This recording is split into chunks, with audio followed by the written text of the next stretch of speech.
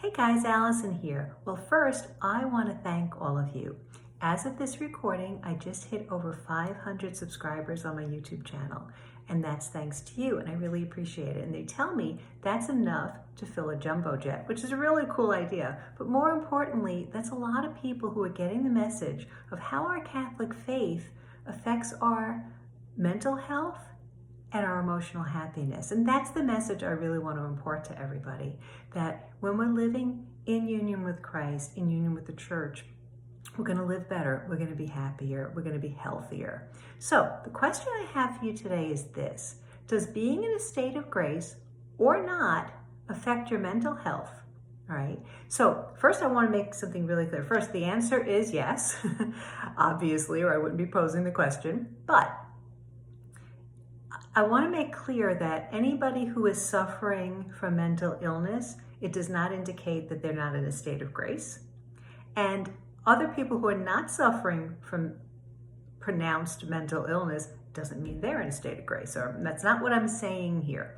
But I want to talk about how being in a state of grace helps us. Now, if we think about original sin or sin in general, what are the principal effects of sin?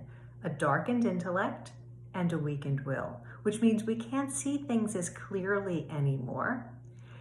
And even if we do, we don't have the strength of will to overcome. Now, of course, we know the answer is to make a sacramental confession, especially if you're conscious of mortal sin. Now, we're all going to be struggling with venial sins probably till we die. We are supposed to be working on them.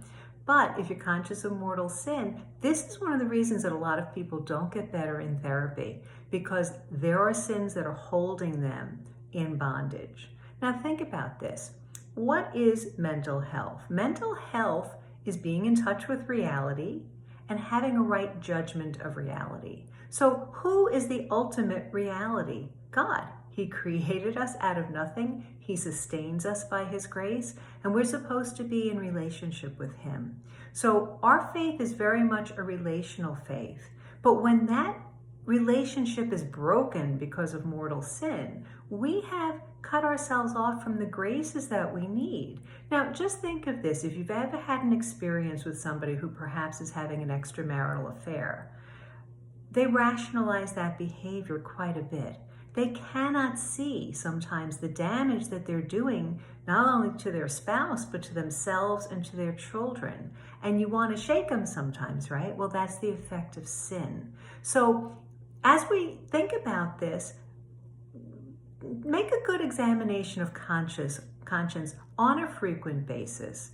All right. And I'm not saying that if somebody has schizophrenia or bipolar disorder, that this is the only remedy. Obviously, treatment, maybe medication, certainly nutrition, all of those things are going to play a significant role. But one of the reasons that a lot of people don't get better is they're not looking at their moral life. And we need that connection with God. He is the one that we kind of feed off of, literally, as Catholics, right? So that's my thought for today. Again, if you wouldn't mind hitting the subscribe button, really appreciate it. Like and share the video, and may God bless you.